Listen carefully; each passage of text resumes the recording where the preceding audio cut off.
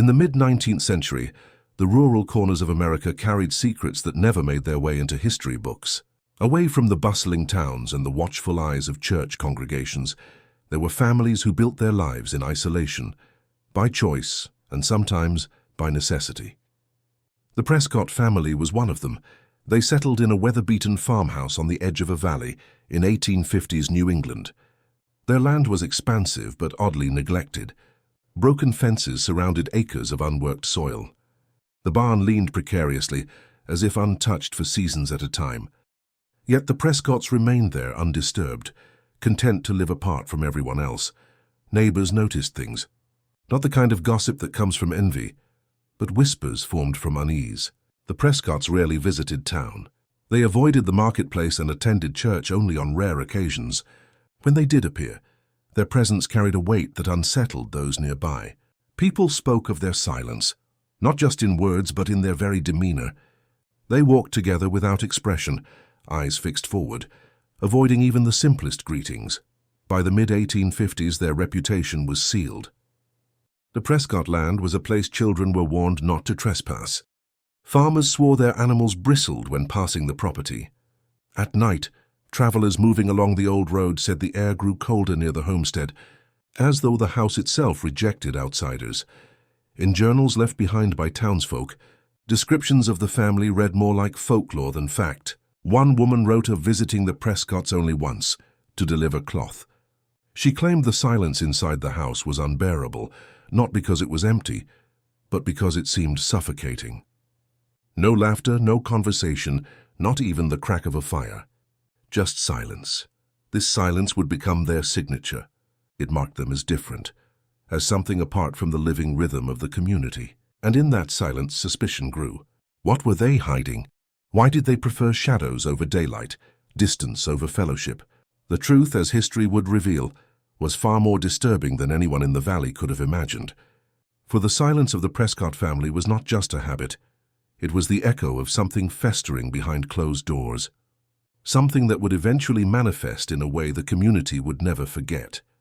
If the silence of the Prescott family was unsettling, the history behind that silence was even darker. Long before the brothers were born, the Prescotts had already sealed their fate. Their story was not just one of isolation, it was one of bloodlines that refused to branch outward. Community records from the early 1800s show a disturbing pattern. Marriage certificates, baptism registries, and census notes all pointed to the same reality. Generation after generation of Prescotts chose their own kin over outsiders. Cousins married cousins. In some cases, uncles wed nieces. The family tree, rather than expanding, curled inward upon itself like a tightening spiral. Locals noticed and they whispered. The word tainted surfaced again and again in diaries and letters. Not tainted by scandal in the conventional sense, but tainted by blood. Town elders called it a curse, a punishment for pride and secrecy. Others saw it as arrogance. The Prescotts, unwilling to share their land, their name, or their future with anyone beyond their own doors. What makes this history so haunting is not only the choice but the consequence. Children born to these unions were often sickly. Some died before reaching adulthood. Others bore subtle but unmistakable signs: sloped shoulders, distorted jaws, eyes that failed before their time. These traits became identifiers, as if the family carried its secrets in plain sight on their faces. One journal entry from 1842 describes a Prescott girl, only 16, who married her mother's cousin. The writer noted that her hands were as frail as paper, and her breath rattled when she spoke. She died less than a year later, after giving birth to a child who survived only days. It was a pattern that would repeat itself, unbroken, until the brothers came into the world. Historians who later examined what little evidence remained did not need modern science to recognize what was happening. Inbreeding was eroding the Prescott bloodline from within, weakening each generation more than the last. Yet in their stubbornness, or perhaps desperation, the family persisted. To the community it was both grotesque and strangely inevitable. The Prescotts had chosen to wall themselves off, and the cost was written in their children's bodies. With every marriage confined to their own circle, the family was creating not a legacy, but a slow collapse. This collapse would reach its peak with the birth of the Prescott brothers, two lives that embodied the final toll of bloodlines intertwined too tightly for far too long. By the late 1850s, the Prescott family had withdrawn so deeply into silence that when two sons were born, the event passed without celebration. No church bells rang. No gatherings of neighbors marked their arrival. Their births were recorded quietly, as though the family hoped the world would not notice. But the world did. The Prescott brothers, born only a few years apart, immediately drew unease. Accounts from midwives and neighbors tell of infants who looked unfinished. Their bodies were frail, their features distorted in ways difficult to put into words. One diary entry from a local woman describes the eldest as having a face too small for his head and eyes that would not open evenly. Another villager wrote that the younger boy's limbs appeared crooked, as though bent before birth. These observations were whispered in kitchens and recorded in private journals, but rarely spoken aloud in public. In a small 19th century community, physical differences were more than curiosities. They were omens. To some, the brothers were simply sickly children. To others, they were the living embodiment of what happens when a family closes itself off from the world. As the brothers grew, those first impressions only deepened. They were often seen clinging to each other, walking hand in hand through the yard of their decaying farmhouse. Their movements were awkward, their gaits unsteady, and their faces, marked by deformities, made them subjects of hushed cruelty among local children. Few dared to approach them, not out of malice but out of instinctive fear. Even their voices, when they spoke, unsettled those who heard them. A farmhand once described hearing the older brother call for his mother across the field. It was a sound that carried no strength, only a strange hollow echo, as if it came from somewhere deep below the earth. Teachers in the nearby town recalled attempts to integrate them into lessons, but the effort never lasted. The brothers struggled with learning, with focus and with speech. After several humiliating attempts, their parents withdrew them from school entirely. From then on, the community saw them only from a distance, fragile figures lingering near the Prescott homestead, visible but unreachable.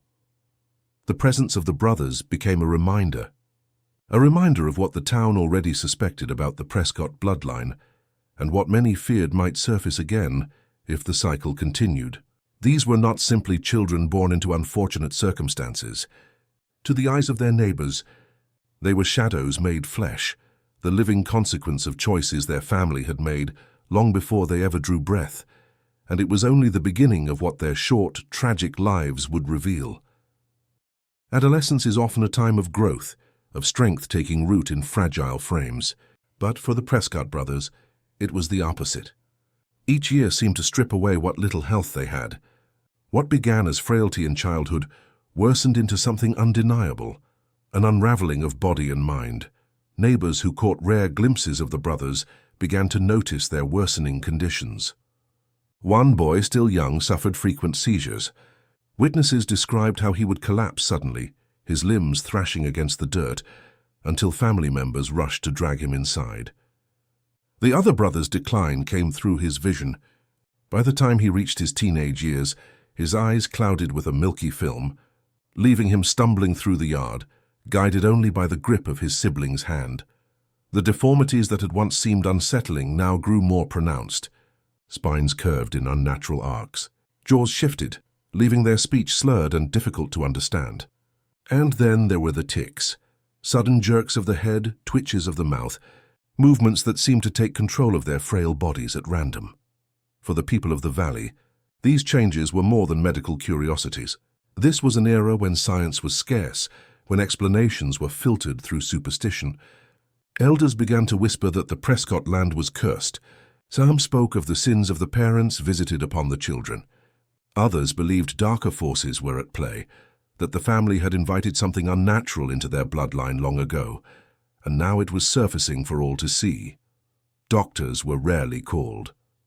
The Prescotts were known for slamming doors on outsiders, refusing examinations, and chasing away curiosity with threats. Without records, without medicine, the boy's suffering remained contained within the walls of the decaying farmhouse. All the community had were shadows, flickers of movement at windows, faint cries carried across the fields at night. and the growing certainty that the brothers were not like other children. Fear began to spread among the townsfolk. Farmers avoided the path near Prescott land after sundown. Children were told stories of the cursed brothers to keep them from wandering. Even the church, usually a source of comfort, offered no answers. What could Scripture explain about bodies that seemed to defy nature itself? By their teenage years, the Prescott brothers were no longer merely pitied. They were symbols, living proof of decay, reminders of a bloodline collapsing in on itself. And as the signs of decline worsened, the silence around the family grew heavier, carrying the weight of dread that would soon give way to horror. By the mid-1850s, the Prescott farmhouse was no longer simply a place of silence and secrecy. It had become a place of fear. What had once been whispers about deformities and illness now grew into something more sinister, something that unsettled the entire valley once the sun went down.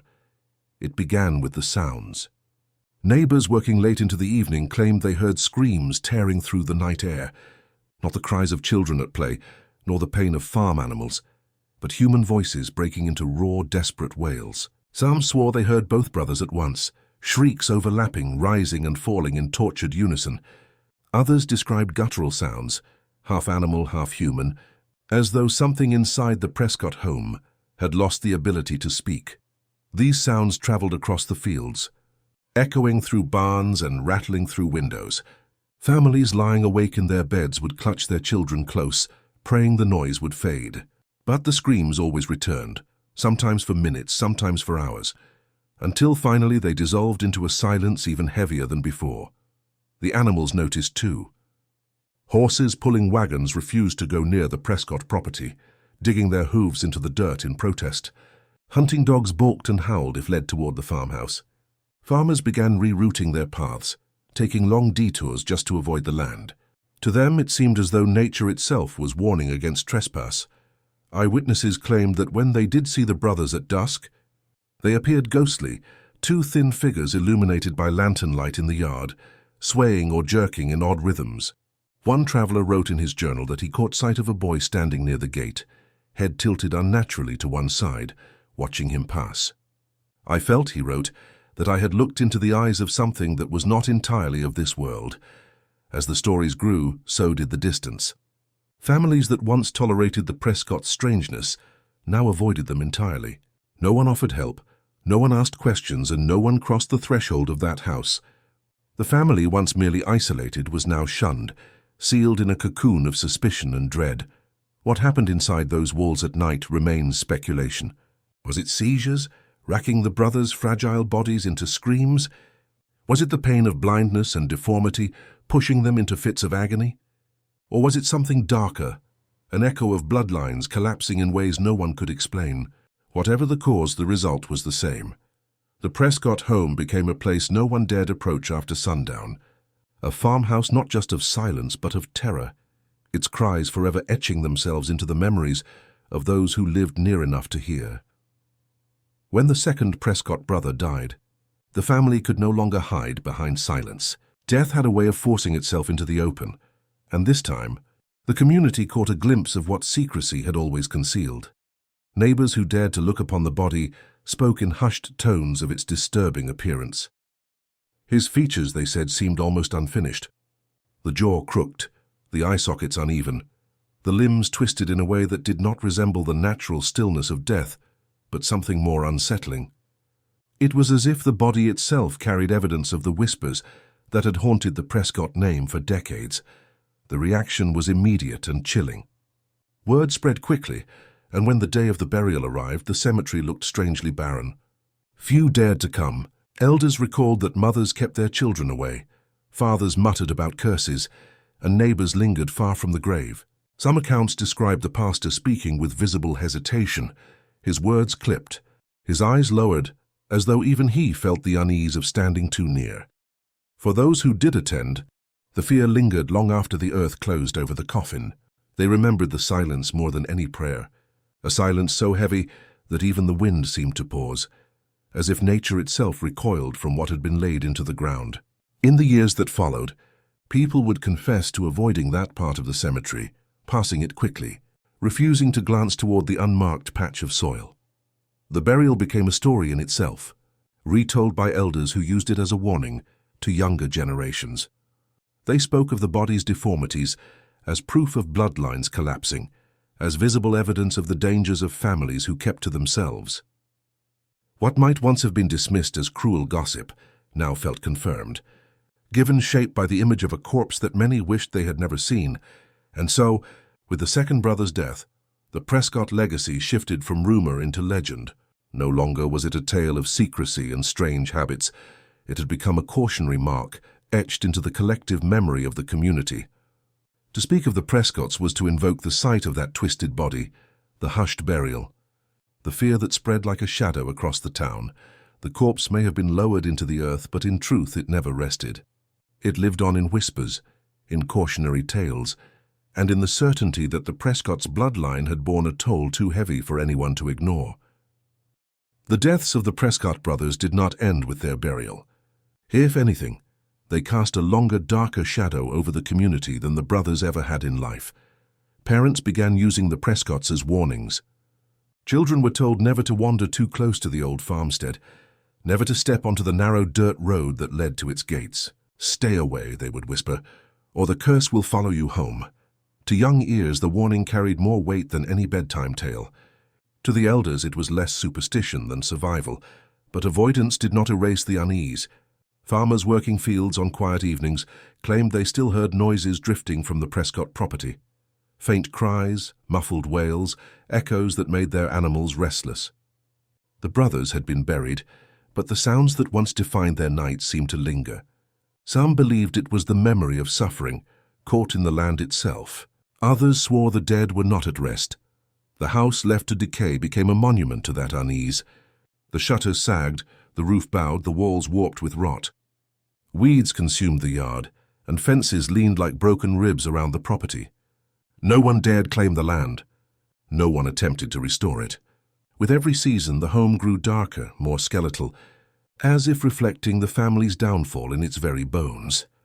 Travelers who passed through described an oppressive stillness when nearing the site, a silence broken only by the creak of wood settling, or the sudden cry of a crow perched on its roof. Some refused to continue down the road at night, choosing longer routes rather than risk walking past what locals called the haunted house. For the town, the Prescotts' land became both a scar and a mirror, a scar of what had once been hidden, now exposed in death, a mirror of the fear that secrecy and decline can leave behind. Even those who tried to dismiss the stories found themselves hesitating if their path drew too close, their eyes fixed firmly ahead, never daring to glance toward the collapsing homestead. In life, the brothers had unsettled the community. In death, they haunted it, their presence no longer tied to flesh and blood, but to memory, to fear, and to a house that refused to let their story die. The story of the Prescott brothers did not end with their burial. In truth, their graves became silent warnings, etched not in stone but in whispers carried through generations. To outsiders, the tale was simple: two brothers born of a broken bloodline whose deaths were inevitable. But for the townsfolk, their story carried a more suffocating weight. It was not only about the brothers themselves, but about what their fate revealed, that an entire community had stood by, watching, complicit in silence. Historians who have studied the Prescotts point to the pattern of secrecy, the deliberate absence of records, and the eerie gaps in church registries.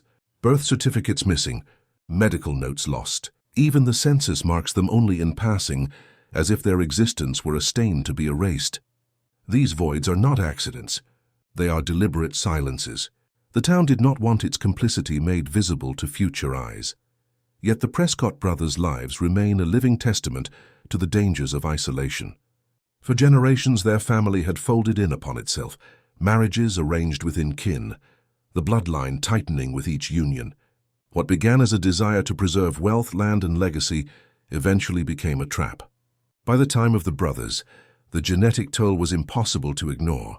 Weaknesses of the flesh and fractures of the mind converged, sealing their fate long before the soil closed over their bodies. But the story also forces us to confront a darker truth. Heredity alone does not explain their suffering. Communities create the conditions in which these tragedies unfold. The Prescotts lived in a town that saw, that heard, that whispered, but rarely intervened. Neighbors reported strange cries. Elders muttered warnings. Yet few ever stepped forward. In this silence, the brothers were left to carry the unbearable legacy of choices made long before their birth. As generations passed, the tale of the Prescotts became a cautionary legend, told to warn against the dangers of inbreeding. Parents cited it as proof that bloodlines must not be bent too tightly. Preachers used it to caution against pride and secrecy. Yet beneath the surface, the story also spoke to a quieter shame. That the town itself, by burying records and muting voices, sought not to honor the dead, but to forget its own hand in their undoing. In the end, the Prescotts' legacy is not only written in bloodlines, but in silence. Their lives remind us that the weight of history is not just what is remembered, but what entire communities choose to erase. In the end, the Prescotts left behind no heirs to speak for them. No children carried their name into the next century. No one remained to preserve their possessions, their land, or even their graves. What had once been a closely guarded lineage, kept alive through secrecy and marriage within blood, collapsed into dust. The homestead, once a proud sign of survival, crumbled plank by plank into ruin. Today it is little more than a patch of rotted beams and tangled weeds, and yet in a way the Prescotts never left. Their presence lingers not in written history but in unease. For decades after their deaths, parents warned their children to avoid the road by night. Farmers claimed that on still evenings they heard faint cries rising from the fields, as though voices were stitched into the soil itself. Some dismissed these accounts as superstition. Others whispered that they were memories too sharp to ignore. The deeper truth is more unsettling. We may never know the full story of what happened within those walls. Too many documents were erased, too many testimonies silenced. Parish records were struck through. Medical notes disappeared. Even neighbors who once whispered details fell quiet as the years passed, as though the silence itself had been enforced. Why did the townsfolk refuse to bear witness? Why were those who saw the bodies discouraged from speaking? Who decided that the Prescott story should exist only in fragments, never in full? These unanswered questions are as haunting as the family's decline itself. What remains is not only the memory of sickness and deformity, but the deliberate hush that followed. Silence became the final inheritance of the Prescott bloodline, and in that silence lies complicity, for if records vanished, they vanished by human hands. If truths were withheld, they were withheld by choice. The erasure was never complete, however. Their story clings to legend precisely because it was not meant to survive. It haunts the margins of history, refusing to vanish entirely. And so the questions remain: what was hidden? What was destroyed? And why did an entire community decide that forgetting was safer than remembering? The Prescott name may be gone, but their silence speaks louder than words. It endures as a ghostly echo, a reminder that what we choose to bury does not disappear. It lingers, waiting, unsettling, ensuring that the past is never truly past.